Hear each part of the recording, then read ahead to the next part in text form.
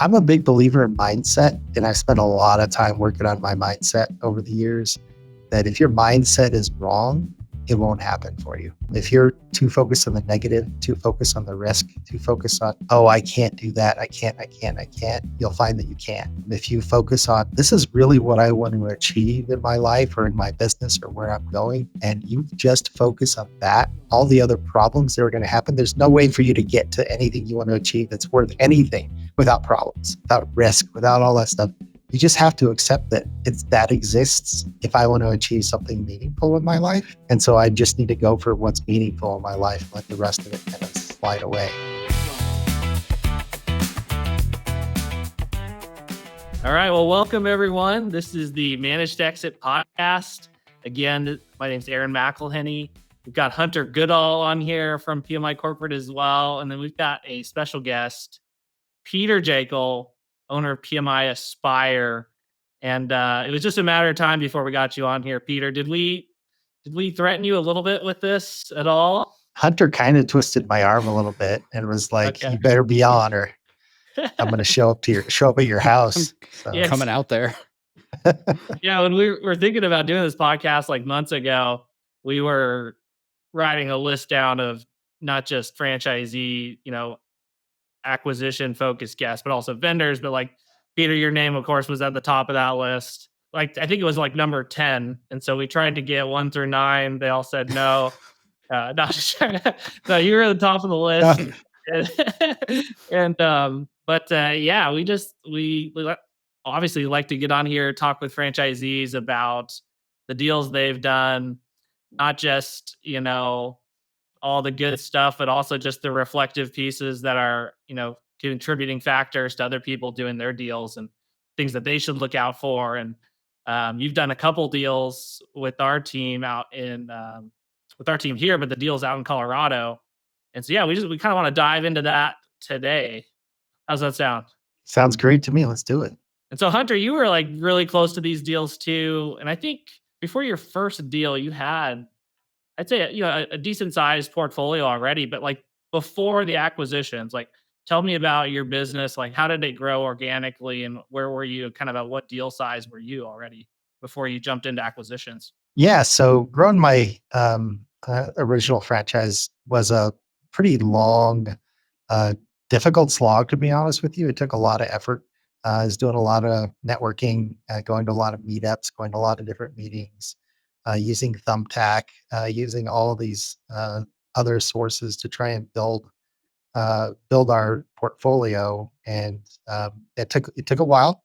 It took about 2 years to get to about 165 doors. And then I scaled back because I let go of a bad owner who's actually back on now. Go figure how that works. And kind of built that business up to, I was around 120 when I made my first acquisition and felt like it was at a point where I could do that. And in Colorado, you have to be a broker for 2 years before you can be an employing broker. So it's hard to do an acquisition when you're not an employing broker. So once I completed that 2-year purgatory or whatever it is in the state of Colorado, we were able to make a deal happen. And that first deal was an on-market deal, which is rare. And you know how that went, right? Yeah, public listing, like that first deal definitely was. And I think we looked at it first and then it came back some months later, right? They maybe had gone through with another buyer that had fallen out for whatever reason. And so we stepped in a little bit later, right? I think that's the right story, if I recall. So they were trying to sell it to a bigger company at first. And they found out quickly that bigger company, number one, was going to just slash the budget, probably let go of all their maintenance guys and kind of start over with everything. And they were going to try to get it a little bit cheaper as well. So they made it just really difficult. All I did to handle that was just sit back and go, all right, well, if you need me, call me. Because we kind of knew that there were things that were going to go wrong with that deal.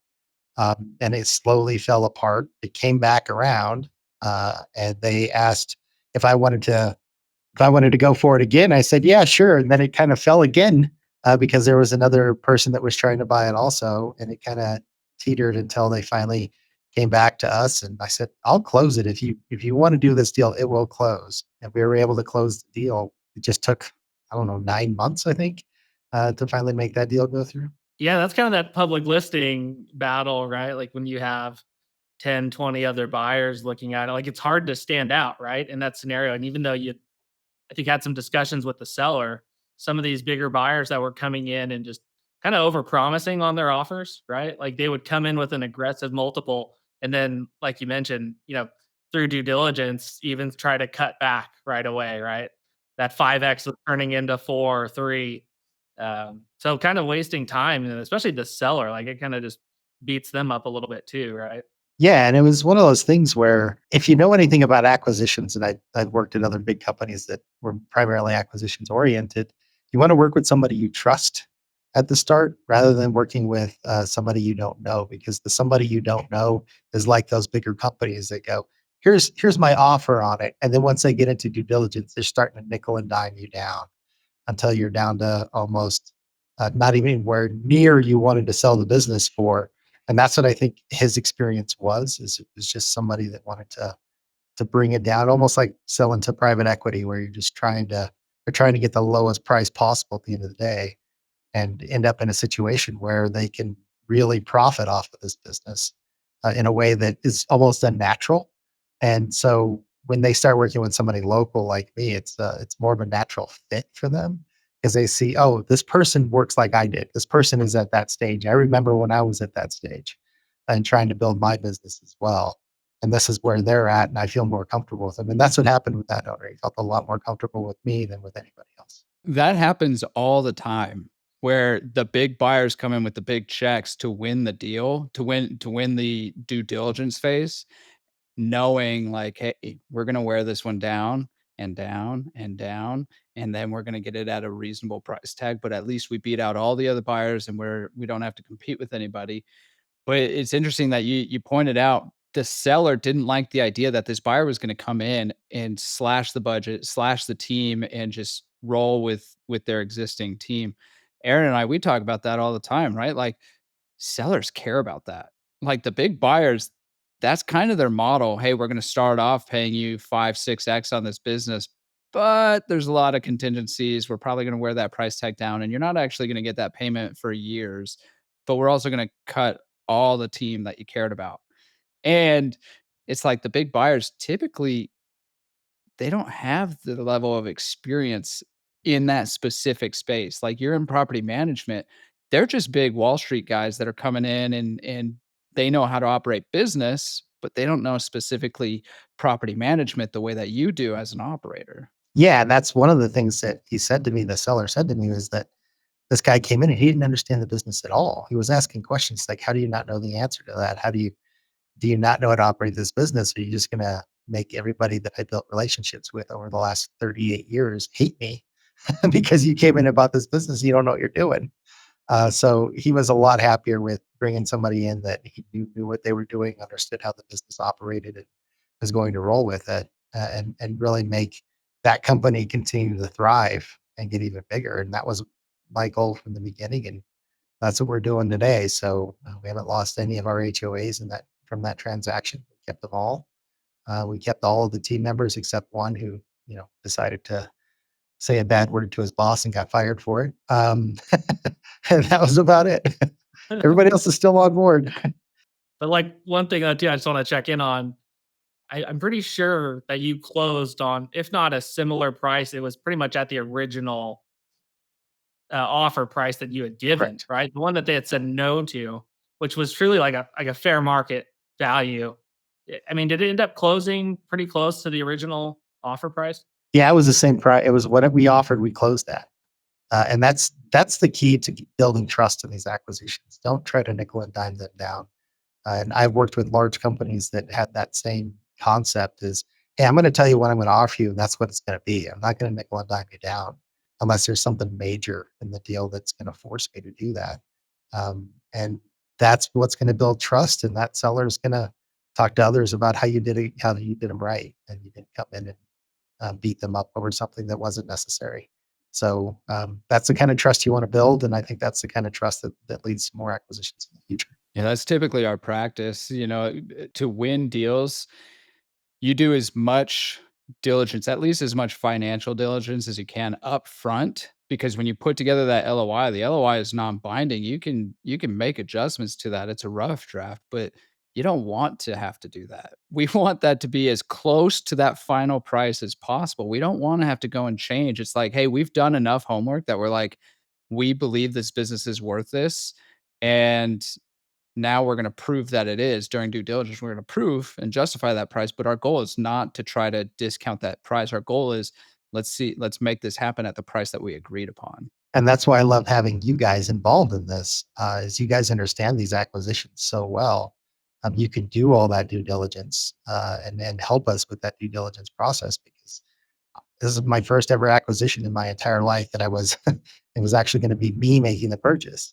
And I didn't know what I was doing. It was, I think Hunter and I talked about this beforehand. It's like, me like, okay, it looks about right. Sounds about right. Let's go for it.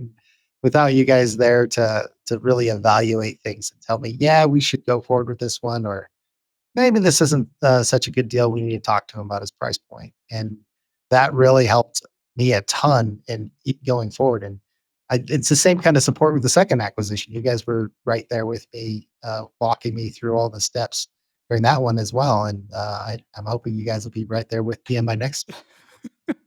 That's the It's plan. funny. I mean, but Yeah, I just you wanted to mention real quick, but just Hunter and I talk about this all the time, just having multiple sets of eyes on every deal.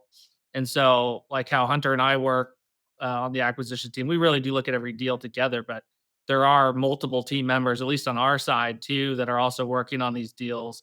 You're also bringing in, an attorney or a CPA at whatever point too. And so, like we have worked with other buyers that try to go into it like solo, just running by themselves, and like it does not work out in the end well for them. Like you really do need a team to go through the process.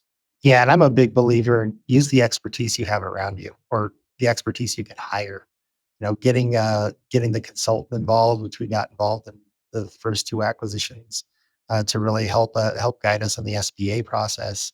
Having you guys there to really scour those financials and look at all the numbers. Getting my attorney involved to help do the APA, and getting all that stuff set up really needs expertise. And there's no one person that's an expert in all of those things. So use the expertise around you, and leverage whatever you can to make the deal work the way it should work. That really feels like a plug for who not how. I mean, if I Yes. think you got the Dan Sullivan, I know Hunter and I got turned on to the 10x is easier than 2x books from you, Peter. And then we went down the rabbit hole.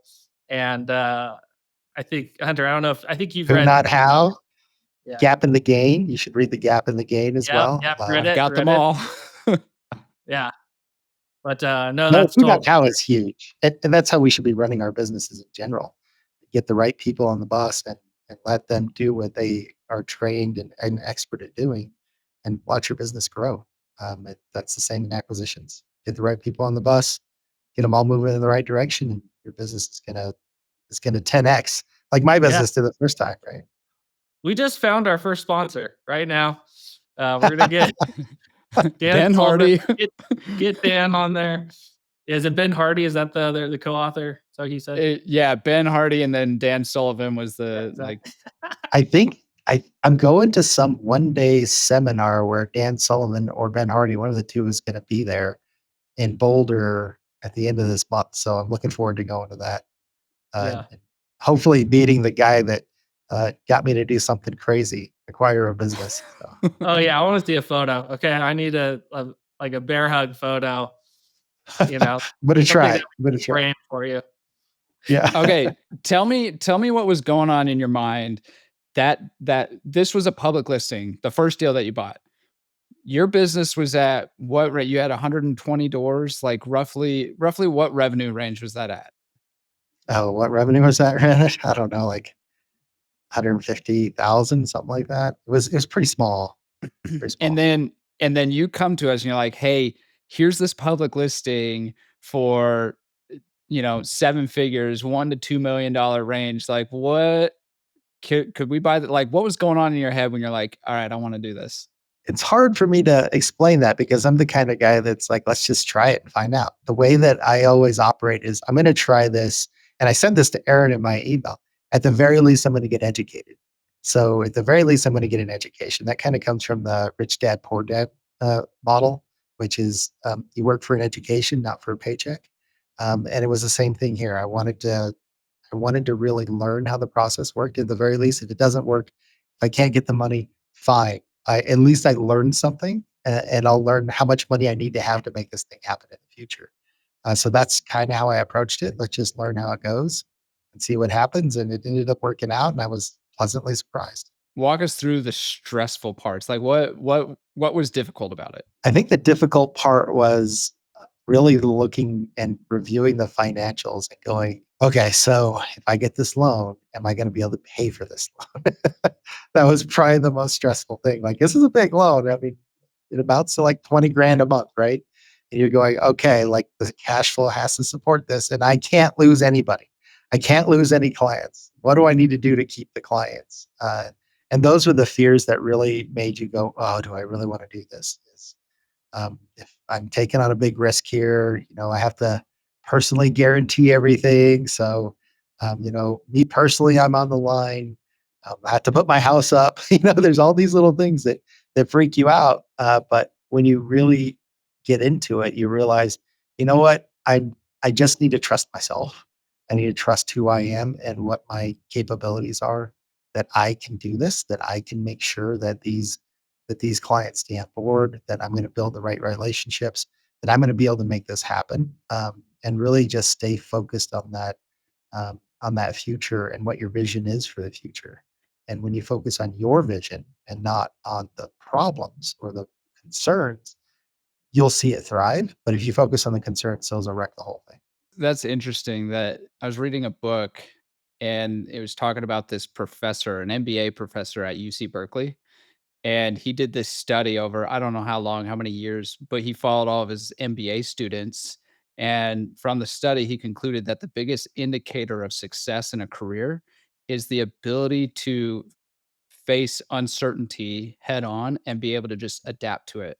That whole attitude that you had of like, I don't know, we'll figure it out as we go, like dealing with that head on and just going for it is the biggest key indicator of success in a career. I'm a big believer in mindset, and I've spent a lot of time working on my mindset over the years. That if your mindset is wrong, it won't happen for you.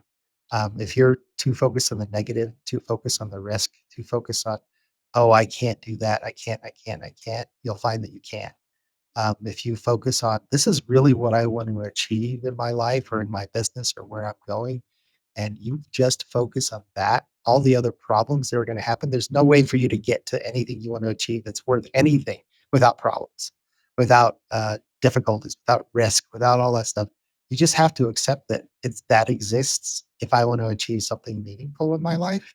And so I just need to go for what's meaningful in my life and let the rest of it kind of slide away. So taking on these acquisitions, you can sit there and go all day long, oh, what about this risk? Oh, what if this happens? Oh, what if that happens? Yeah, well, what if that happens any day of the week? I remember people that had all the doomsday scenarios with COVID, and they're like, oh, but what if all the banks fell? And I'm like, well, we're all in it together. It failed for all of us, so we're just going to have to figure it out, right? It's like it's that kind of mindset that holds people back is the what if mindset, and really what it should be is what's possible mindset, what in the future is possible for me, and what do I want to achieve? Which is why I set these ridiculous goals, guys. I know everybody looks at me like I'm crazy every time I tell them. I think my profit coach just kind of looked at me like, yeah, that's ridiculous. You're not going to hit that number. When I told them what my 10-year goal was, which is a $60 million company, they looked at me like you're crazy. You're just a franchise. You're not going to get to 60 million. But I don't listen to that. I just am focused on that. That's where I want to be. That's what I'm going to do. 2 years ago, before you did that first acquisition, was 60 million on your mind? No, it was 10 million. Yeah, And then I upped right. the ante, You're and moving I'll that target. and and I'll up it again if I make this another acquisition coming up. So I'll just keep moving the target for myself because that's how I operate. I want to do something meaningful. I didn't want to just um, I've talked to some other folks that have said, "Oh, I just want to make enough just to survive." I'm like, "That's not a business. Just go get a job if that's what you want." A business is, I want to build something meaningful, build a legacy. I want something to either pass on or sell at the end and make my exit and actually live a comfortable retirement. That's building a business. You don't build a business to make a living. Go get a job if you just want to make a living. We just found It's the quote that we're gonna highlight on this one. Man, that was awesome. I'm gonna have to rewind that a few times, but that's the clip. that's it. That's it. Clip it.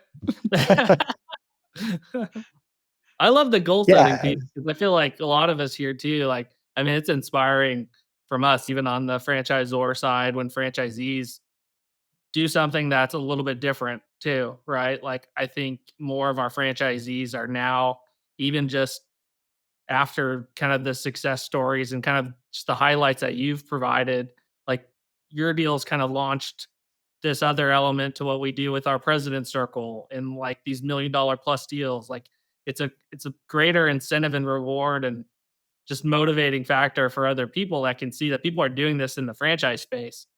And then also it's like it's not just PM, like there are other aligning industries that are kind of looking at this model too and just trying to get excited about, hey, I don't need to go do 3 tiny deals before I can do a large deal.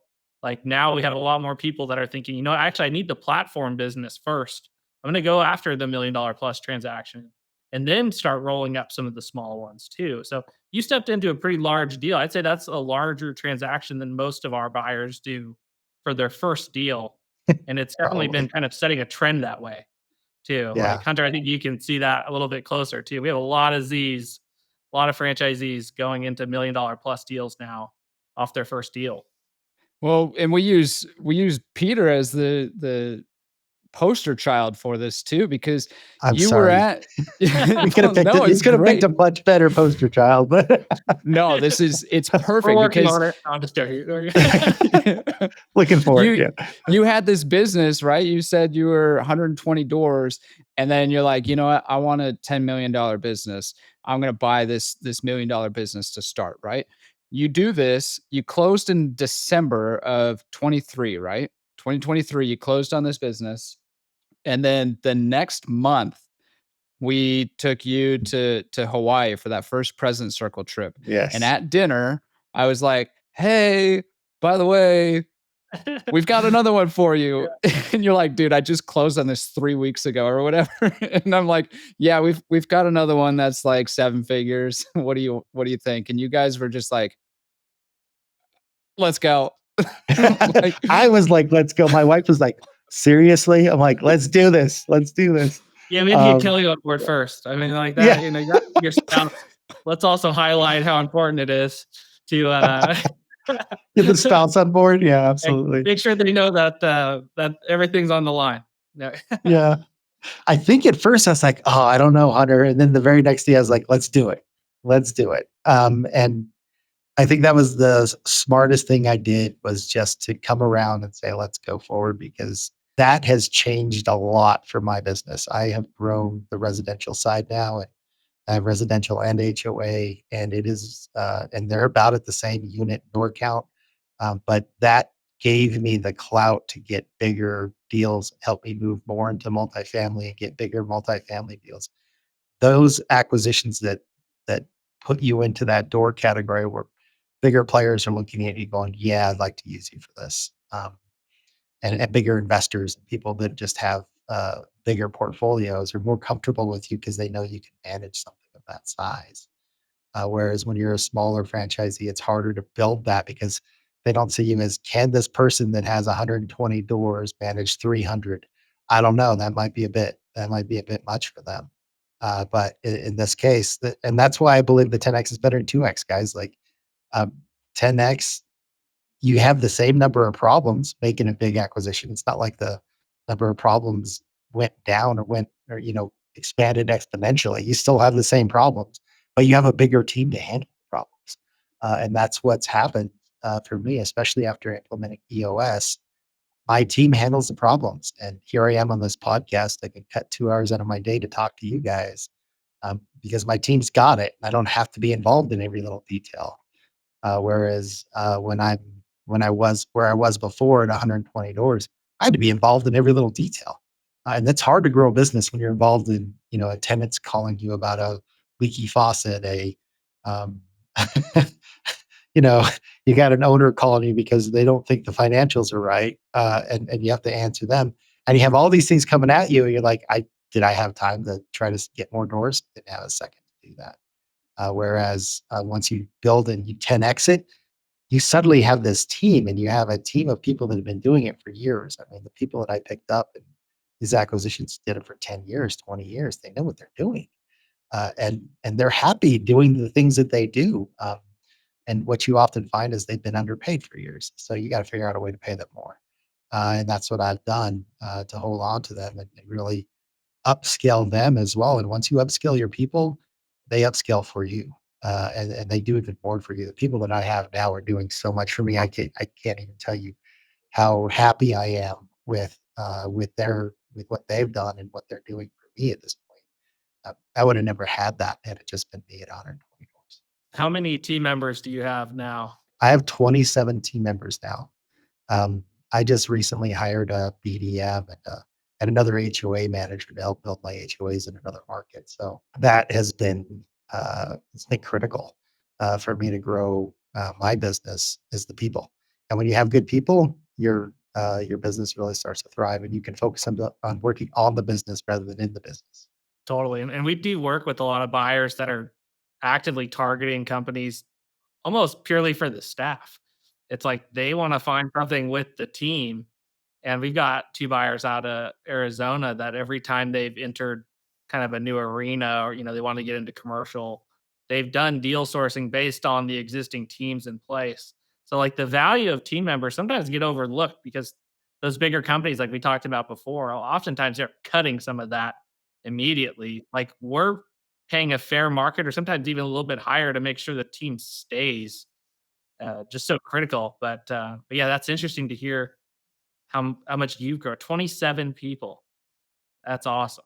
We look at that as a big piece of value because it's like people we get our franchisees looking at these, three, $500,000 deals all the time. And we're just like, that's cool. You're gonna add some doors. But what you want is the team. Like the infrastructure is a really valuable piece to this business because just acquisition process is just as hard, just as much work to do the $500,000 deal as to do the 1.5, $1.7 million deal. But one of those has team. It's a much easier lift than the one that doesn't have. So it's like it's scarier because you're taking on a personal guarantee on a bigger loan, but you've got a bigger business, a better business that has that team, right? Yeah, and it goes back to that who, not how, right? If you're looking at a deal and you're looking at it because you can just buy all these contracts, and you look at it as just contracts, you're looking at a how. You're not looking at a who. You should be looking at, okay, who are the team members? Are they good? And that's what I spent most of my time asking questions of the seller, is who the team members are. How long have they been with them? Do you have a lot of turnover? Are you turning a lot of people over and changing out people all the time? And if they're doing that, it's kind of a flag to say, okay, maybe their team members aren't the right team members for us, and maybe that deal's not going to work out for you. Your best deals are when you acquire not only the contracts, obviously you have to have that, but the people that are there. And if they're good people, find a way to keep them on because good people are going to make you so much better as a company. And I'm also looking for cultural fit. I'm not just looking for expertise. Is the person there? Is the culture of that company going to be a great fit for us? And are they going to help grow our business? I take it back. I did lose one other employee on the HOA transaction, but she retired. But she also wasn't a great cultural fit, whereas the maintenance guys were fantastic cultural fits for that business. So you'll see that the business really thrives when you have the right people in place, and that acquisition piece and looking at the people, that's super important to me. I wanna rewind a little bit. In Hawaii, you had just closed on a big business, and then we're like, "Hey, we've got another one." And at first you were just like, "Who," maybe, and your wife, Kelly, was like, what the heck, guys?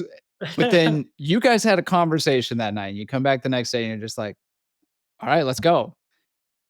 What happened? How did that conversation go? Walk us through that process of how you decided, all right, let's do another one, because you guys closed 2 within 6 months, which Right. is wild. So both of us had just finished reading all those 10x, 2x books. We had just finished it. And I think the conversation was pretty much, hey, like I just 10x my business, honey. And it wasn't that big. It wasn't that hard. It wasn't so bad that I was working 80 hours a week or something to 10x my business. I wasn't, it didn't, drive me down that much. And here's another opportunity for me to, at this point, double the size of my business. I would have loved it to be 10x Hunter, but we'll talk about that some other time. Um, uh, and I had this opportunity to grow it again, and we really said, well, what's the difference? What's the difference between having a $1.5 million debt and having $3 million debt? It's not like I'm going to go into my bank account and pay it off if things go south.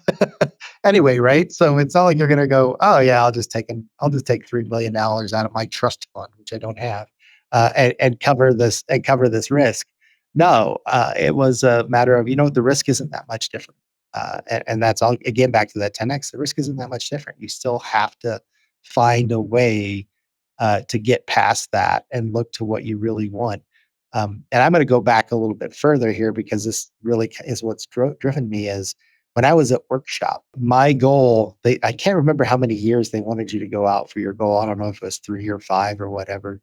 My goal was to be the biggest franchise in PMI, and have the most doors of any PMI franchise for residential. And I wasn't even thinking about HOA at the time. So my goals were already really high. And actually, I did achieve that, by the way. That last award ceremony, I did win the most residential doors.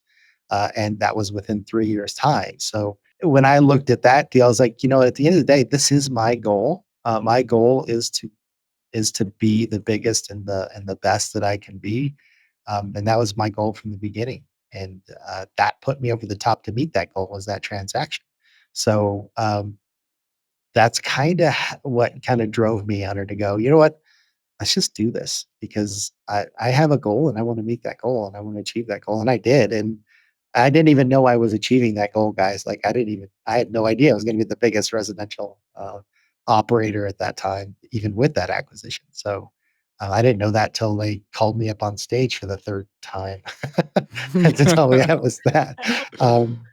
So no, it was one of those things where if I just looked at it, if you just go back to what you're actually trying to achieve, what do you really want? And you stay in that mindset of that's really what I'm trying to do.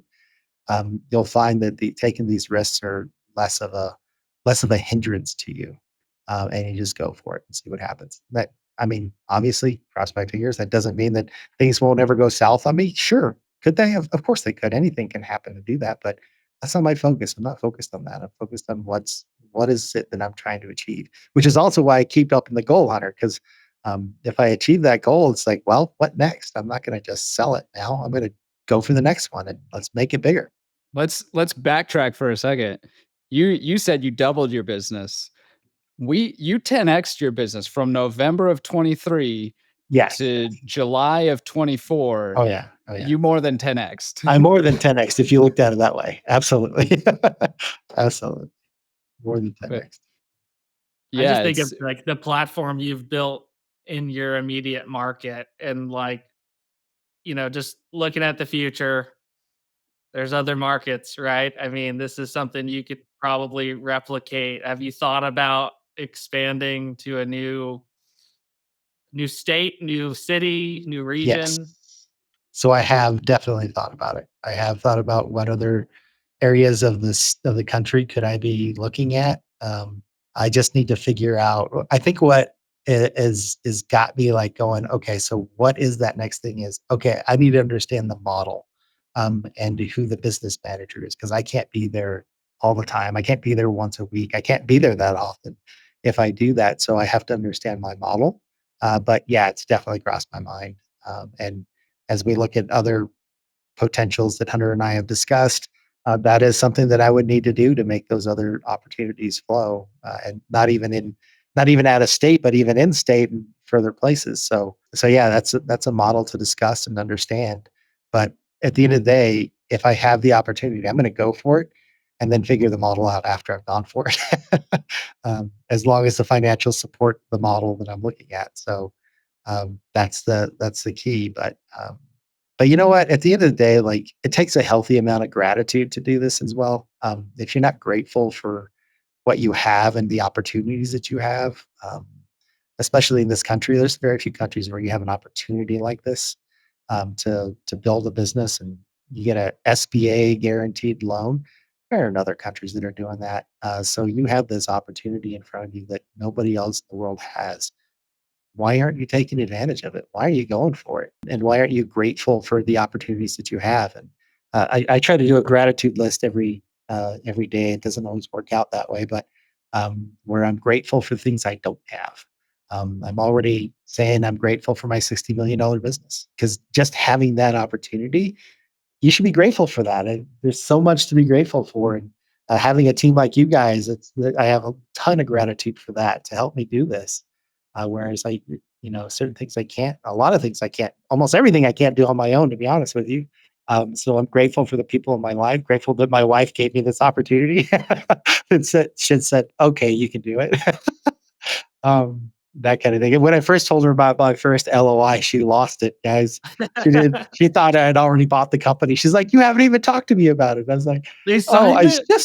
it's just a letter of intent, honey. It's just a letter of intent. Like the process uh, isn't uh, isn't in stone here. It's just a letter of intent. I'm gonna talk to you about it. We're gonna go over the numbers when I know more information." But the LOI would kind of freaked her out a little bit. Yeah, that's funny too. Just like a lot of changes have happened in the last couple of years. I think kind of what I get the most excited about is just kind of that like continued growth. Like we're all working on building here, right? Like Hunter and I look at deals every day and just we still feel like we're barely scratching the surface in our little industry.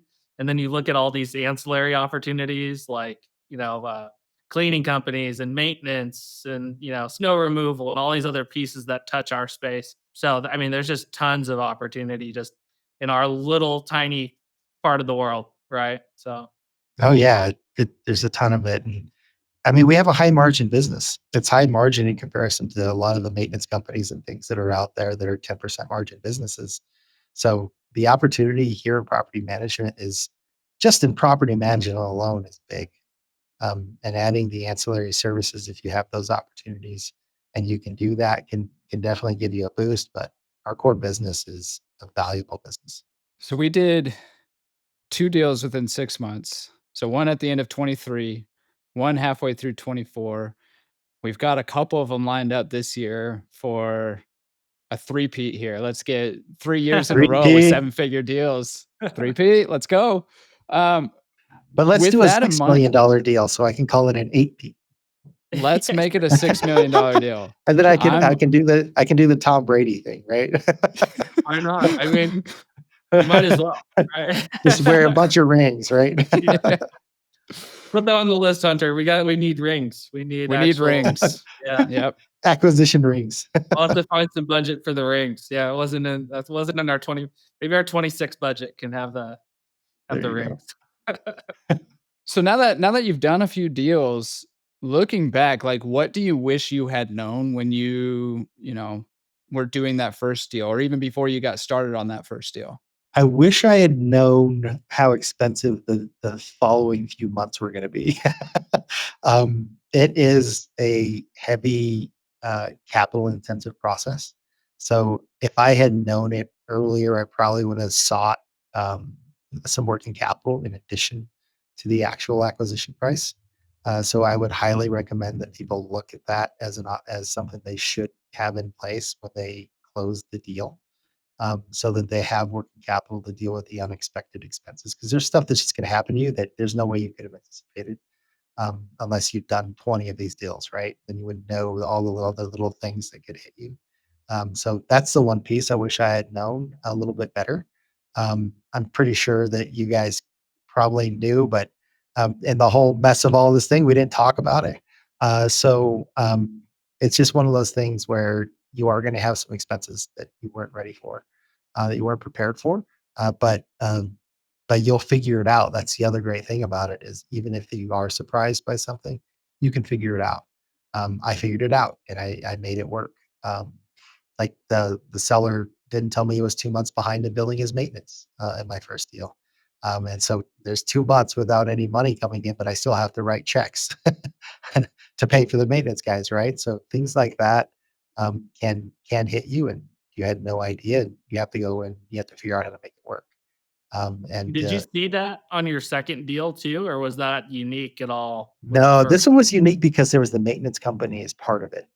And I didn't. I actually had asked, and I didn't get a great answer. I should have probably pried a little bit more on that. But he hadn't billed for 2 months. So the HOAs, they have limited budgets. They can't just pay two maintenance bills that are like in the $30,000 range in 1 month. And it's $60,000 in maintenance bills. They can't do that.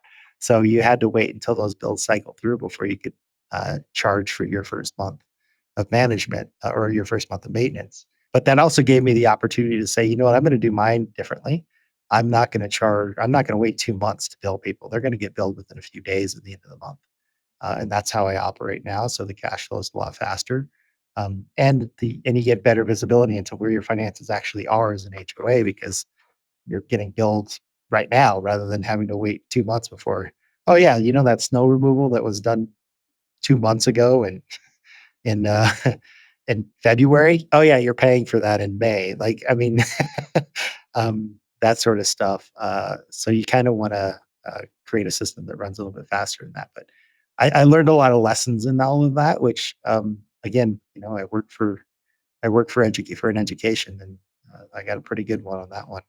And that really helps me when I look at future deals. I'm asking those questions if those questions arise. Did you have any churn? Like, did you lose very many contracts with either of these deals? No, I didn't lose very many contracts at all. I did lose some on the residential side, but I think that's a little bit more expensive or a little bit more expected than on the HOA side. I was able to go in and build. One of my strengths is building relationships. One of the things I've been blessed with is the ability to do that. So I was able to maintain those relationships with those board members pretty easily. And the owner helped out a lot. Or the seller helped out a lot. He was there to introduce me. We met with people in person.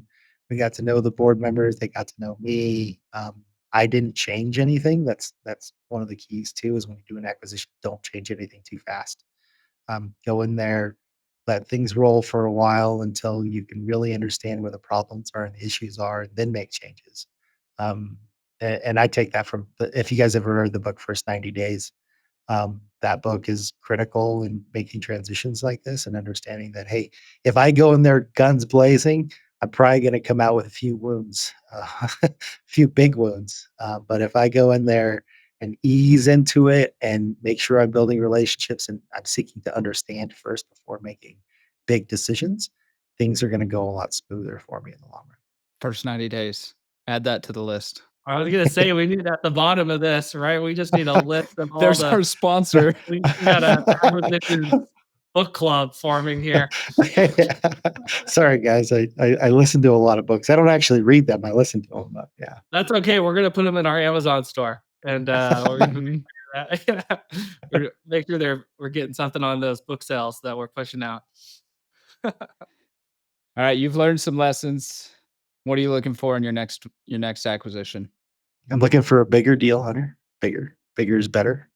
All right. And I'm looking to really put my business in a place where I can put business manager in charge of things, and really step out of the day-to-day stuff of the business manager role with the day-to-day, and then I can focus on building my business even more.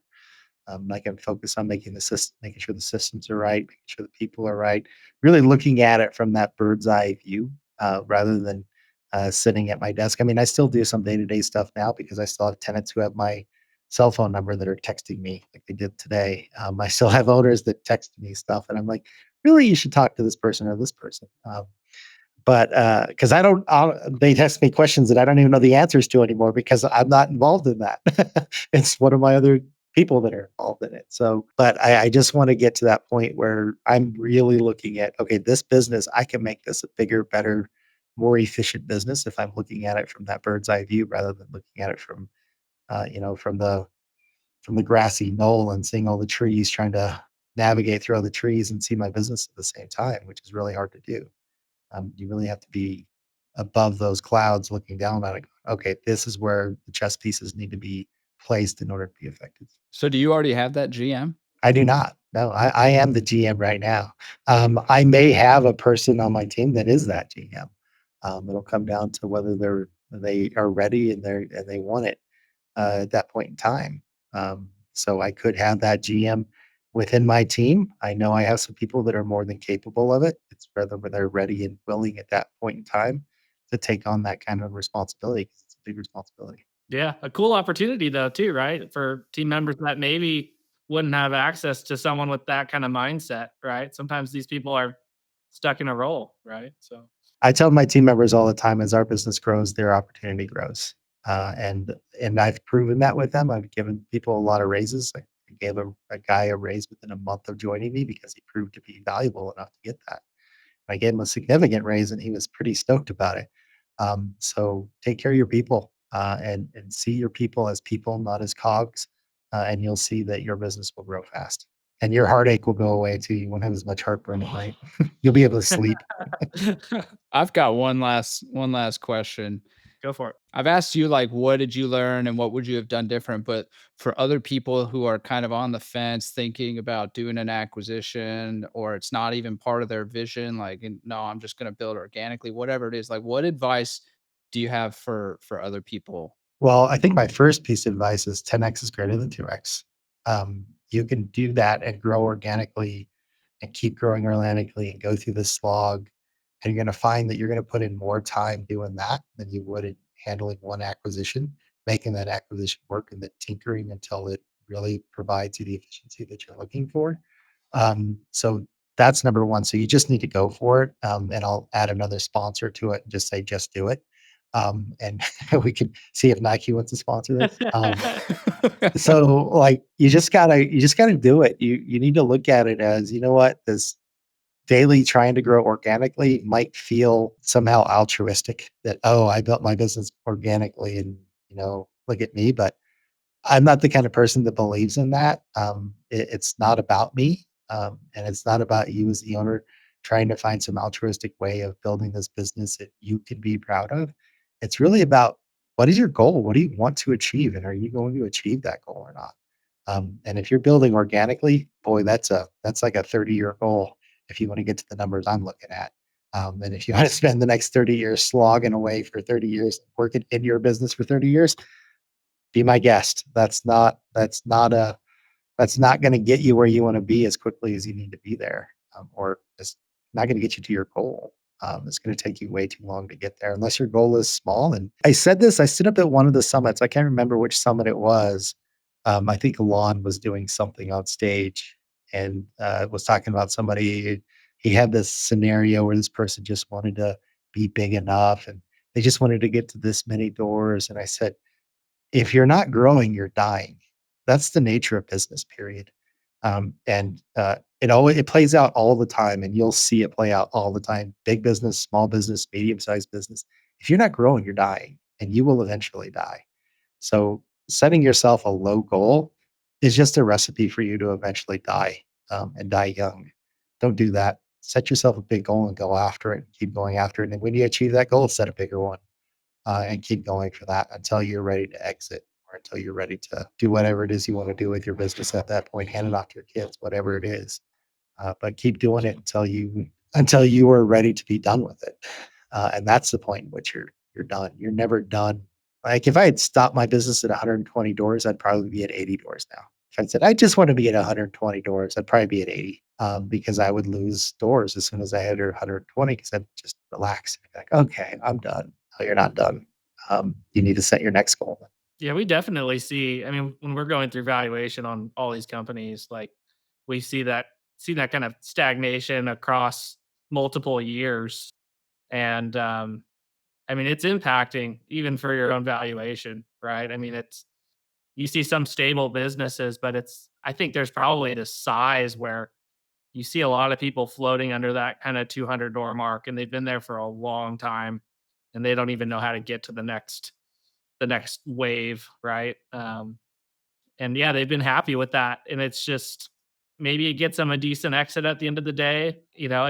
A sub-$1 million exit on something you've worked 20 plus years on is just amazing to me. Like, it's not overly exciting. So, but yeah, we see that quite a bit, and that's okay. It's not for everyone.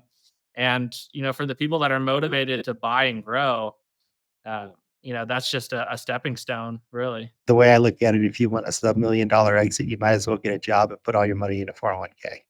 Like, that'll get you your sub-$1 million exit, and then you didn't have to work so hard to get there. If you're building a business, you work really hard for a short period of time in order to build something meaningful, and you can exit for a lot more money. And if you have the right mindset and the right goals, and again, it comes down to mindset. Like, you're going to plateau. That's just the way, the nature of working in a business. You're going to plateau, but you need to change and adjust your mindset so that you can break through that plateau. And if you're not able to do that and change how you think about things and change how you feel about things, it even comes down to how you feel about it, then you're just not going to break through because you're just going to be down in the doldrums. You attract what your attitude is. So if your attitude is, oh man, I've plateaued and I can't seem to get past it, you're going to attract that. And if you attract that, you're not going to get past the plateau. You need to say, you know what? No, there's more opportunity. I'm going for opportunity. Here's what I'm going to do. These are the places I'm going to go. These are the people I'm going to meet. This is what I'm going to do. I'm going to change my mindset and say, okay, I'm at 200 and my goal was 300. Okay, I'm going to make my goal 500. I'm going to make my goal 1,000. I'm going to make my goal higher than I could even imagine during this plateau to motivate me to go more and go bigger, go better. And that's going to change your reality. But if you buy into the, oh, that's as many as I can do, oh, the competition, but there's competitors out there that are making it impossible for me to do this. Oh, the economy is the problem. Nobody's buying and selling investment properties. Trust me, nobody's buying and selling investment properties in Denver because there's not a whole lot to buy and sell in Denver that's going to actually make you money right now. That doesn't mean I can't grow my business. In fact, that means I can grow my business even more. And I need to fight for that rather than doing the woe is me stuff that doesn't get you anywhere. So just change your mindset, focus on that, and go for it. So that's there was something else I was going to say, but I don't remember at this point. Which is probably your fault, Aaron. It's the reflection off your bald head that's distracting me at this point. We're a little self-reflective, yeah. But it's the mindset piece though, like, I think Denver, Denver, greater Denver area, like, that can be a difficult market, and you've chosen to kind of just adopt this mindset, and it's proved itself for you. And so I think there's other people even in other markets that might feel like opportunity is not there. It is there. It might not be a public listing that got sent to your email, but there's plenty of opportunity out there if you're just talking to all the people, right? Denver's tough on both on two areas, and the regulatory environment's difficult. It's becoming more and more tenant friendly, which is good and at the same time bad in the sense that it makes running a business like this, where your financial responsibility is to the owner, a little bit harder to manage and work through things. And some of the legislation just doesn't make any sense, to be honest with you. But that's part of the challenge, and then the other part of the challenge is just it's a market where people have been buying and building this market for decades now, and it's finally hit that kind of that peak where it's like, okay, where's the return on this investment going to come from? And I think you see that multifamily as well as in single family in this space.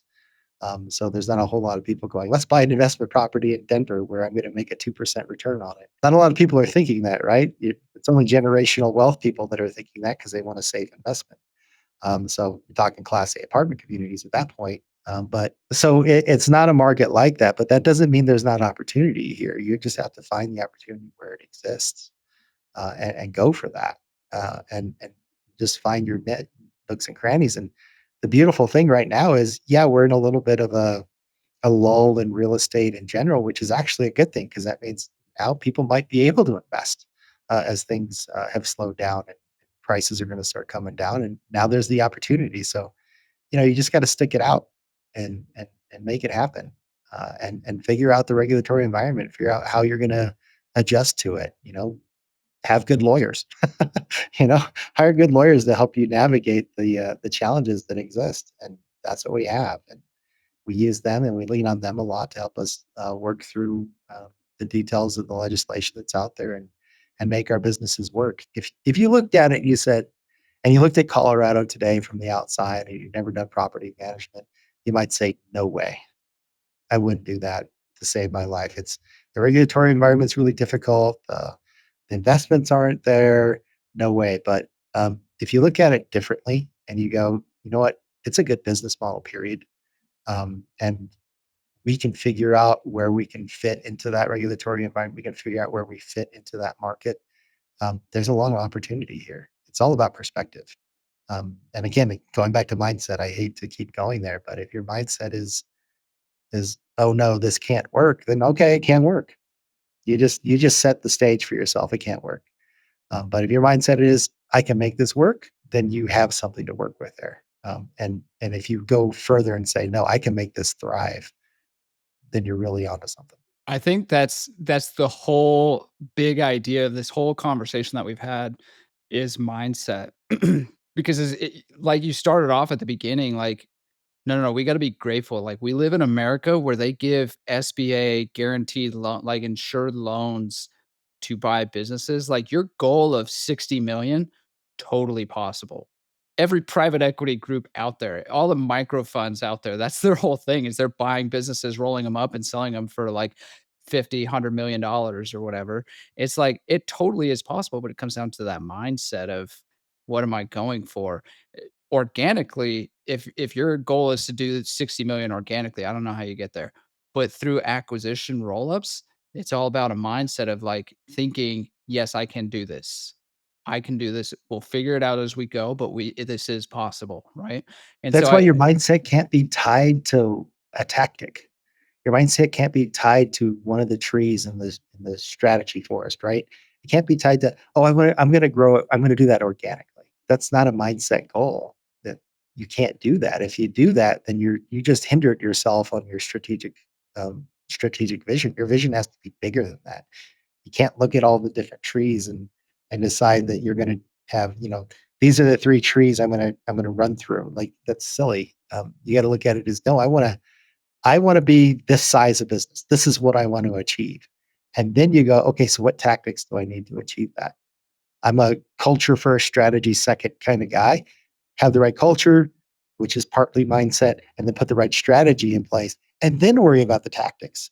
If you're worried about the taxes before you've even done the other two things, then okay, you'll just be a 200-door operator. but that's so powerful to think of what's this big, huge what does Jim Collins call it? The hairy The BHAG, hairy the big, hairy, BHAG, audacious goal. big, hairy, audacious goal. The goal that you're like, I don't even know if this is possible, but let's go for it. Let's figure out how to get that. Let's 60 million. I have no idea how to get there. Let's figure it out, right? That kind of mindset is so powerful of like, all right, we just set the target way higher. We don't even know if it's possible.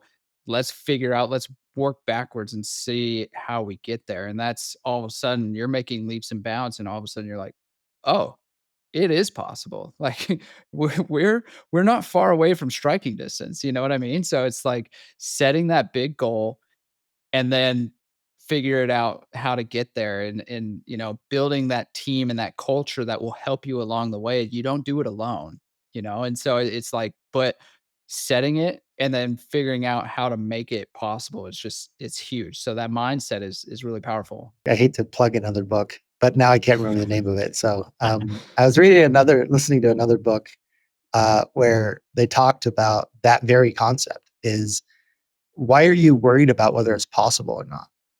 Why even worry about it? Just say, this is what I want to happen. You think Elon Musk is like, I don't know if Mars is even possible. No, he just says, I want to go to Mars. I want to find people. I'm going to take people to Mars. And everybody looks at him like, you're crazy, dude. You're not going to take people to Mars. And So he's like, send a car first. you can say that all you want, but I'm going to go to Mars. And he's trying to figure out how to make it possible. That's how your mindset needs to be. It's, this is what I want to achieve. Who cares if anybody else thinks it's possible or not? That's a waste of your time. Say, this is what I want to achieve. How are we going to make it possible? And there are examples upon examples upon examples throughout history of people that have just said, I'm going to do X. People said, you're crazy. And guess what? They achieve X. It happens all the time. And the only way it happens is if you have the mindset and the belief in making it happen that nobody else has. And you're just going to do it. And you see it all the time. Nobody thought that the telephone would ever be possible. Nobody would have thought the light bulb was possible.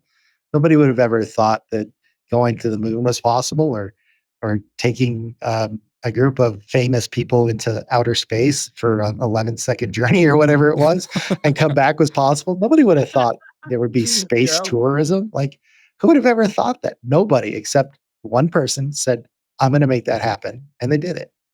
I mean, think about the car. Nobody would have thought this engine that has little mini explosions inside of it would move a car forward. They think the car would just explode, right? And they did it. They figured it out, and they made it happen because somebody actually dared to go, yeah, that's my goal and that's what I'm going to achieve. Those are just crazy examples. Mine isn't anywhere near that example. Mine is, I just want a $60 million business. Just those kinds of things. If you listen to your family and friends, they're going to say you're nuts. So stop listening to them. Focus on what your direct spouse and your immediate family. If you start going to the external family, they're going to look at you like, why are you doing that? You're crazy. Why even do that? And you give that. And if you tell them the goal, they're going to even be even more negative about you, like probably call you an idiot. So the thing here is it's you and what you want to achieve that matters. And utilizing the resources around you and having the right mindset and being grateful for the even opportunity to try to achieve, because you don't have that opportunity anywhere else. Whether you're religious or not, or you believe in the universe or God or whatever you believe in, understanding that your gratitude to that is what's gonna drive you forward. Your gratitude for what's given to you and the opportunities that you have, that's what's going to keep you going. Because it's not you that's doing all this. I can guarantee you that. If you achieve some crazy goal, it wasn't you. My achievements weren't me. There was a lot of people involved. There was a deity involved. There was all kinds of things involved that helped me get where I am. I can't take credit for it. But I can say that I had the right mindset and I believed in those things and I believed in that God would get me there. And that's what happened. That's really what drives it, not personal achievement. I don't take credit for any of it. Man, you are about to inspire a really wicked journal session for me later today. You know, Sorry, man. That's not what I well, came in here to do, but no, this is so good. I mean, I like hearing the story, and like I've been kind of closer to it than some of the people listening to this, but I think just the element of setting higher goals. Hunter is always great at kind of pushing that envelope, at least here on our team. And so it's cool to kind of see I can that. see that in Yeah, it sounds like he like brainwashed you a little bit too. Okay, that's good. Who's mutual No, but like, brainwashing? mutual brainwashing. yeah, phase two complete for sure. No, but this is super helpful. Like, I just appreciate you coming on and sharing it, and I think others are going to get a lot of good, really insight from you, and just the mindset element of this is awesome too. But this is just like a small amount of kind of what we do and what we help with too, and it's like we like being a big part of these deals in these even in these smaller markets. You're not in a small market, but like we get exposure to deals all over the place. It's really cool when we could do 2 deals in a similar market and do more of a market deep dive and, work with franchisees to set bigger goals. It's fun for us. I know I'm not gonna speak for you, Hunter, but I really like diving into these deals and, it's been a wild ride. So appreciate your time for Absolutely. sure. I've loved working with you guys. I can't thank you guys enough for everything you've done to help me achieve these crazy ideas that I have in my head, and really get where I wanted to be. I'm not there yet, obviously, and I never will be. That's kind of the beauty of it, is you never really achieve achieve your goals because you set a new one. But I couldn't be where I am today without you guys and all the assistance that you guys have provided, or assistance that PMI has provided. I mean, just getting to know everybody there and how passionate you guys are to help franchisees. They may not always see it because they're stuck in the weeds again. They're too worried about that weed they need to pull rather than the forest that's been built for them to really get through and make something real with their lives. Without you guys, that's not even possible. So I have an immense amount of gratitude for PMI and the entire team. Awesome. Thank you. Appreciate that.